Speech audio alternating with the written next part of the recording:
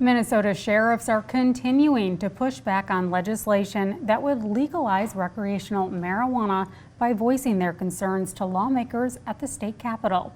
KIMT News 3's Max Haslow is joining us live from the Olmsted County Government Center.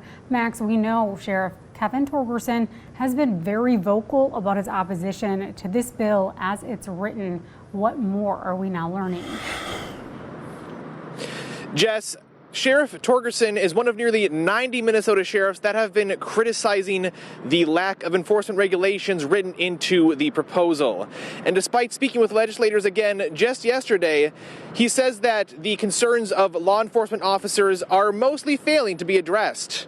Now, under this proposal, legislation would be approved on August 1st and full legalization would start next year. Sheriffs across the state say a major issue is the seemingly rapid legalization timeline, not allowing law enforcement agencies to fully train deputies and officers or departments to fully understand how to enforce the new law. Agencies wouldn't have road tests for drivers who are operating under the influence of marijuana in place until 2025 under this proposal.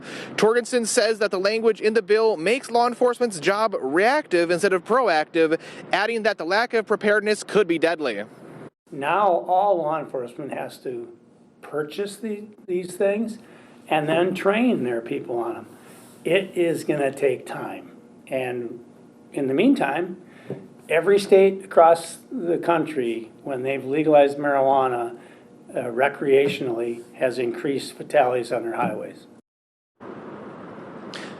Now, the sheriff tells me that he's hopeful that legislators will at least delay the passing of the law to allow law enforcement officers to gain more resources that they can use to enforce the law more effectively. In Rochester, I'm Max Haslow with KIMT News 3.